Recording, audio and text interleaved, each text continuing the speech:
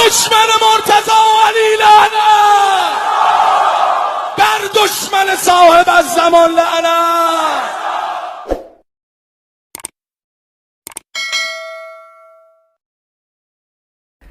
اعوذ باللہ من الشیطان اللعین الرجیم. بسم اللہ الرحمن الرحیم. السلام علیکم ورحمۃ اللہ وبرکاتہ. مومنین، ایک سوال کیا گیا ہے کہ ناپاک کپڑے دھونے کے بعد جو داغ رہ جائے تو وہ پاک ہے یا نجس ہے.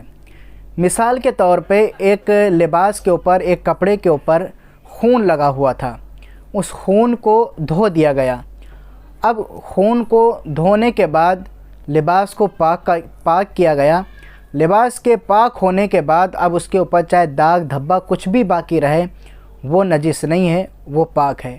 اسی طریقے سے جب انسان مجنب ہوتا ہے، جب جنابت کی حالت میں ہوتا ہے، اگر کپڑے کے اوپر منی وغیرہ لگ جائے اور کپڑے کو دھویا جائے، پاک کیا جائے، اور منی کے اگر داغ باقی رہ جائیں، کپڑے کے اوپر، لباس کے اوپر باقی رہ جائیں، تو کپڑا دھونے کے بعد، کپڑا پاک کرنے کے بعد وہ کپڑا پاک ہو جاتا ہے. وہ داغ دھبے بھی لگے ہوئے جو ہیں وہ بھی پاک ہو جاتے ہیں، اس سے کوئی حرج نہیں ہے. اگر آپ بھی اپنا کوئی سوال ہم سے کرنا چاہتے ہیں تو ہمارے کمنٹ باکس کے ذریعے سے اپنا سوال کر سکتے ہیں. آپ تمام مومنین سے گزارش ہے کہ اس ویڈیو کو دوسرے مومنین کو بھی ضرور شیئر کریں. جزاک اللہ خیر الجزا. التماس دعا.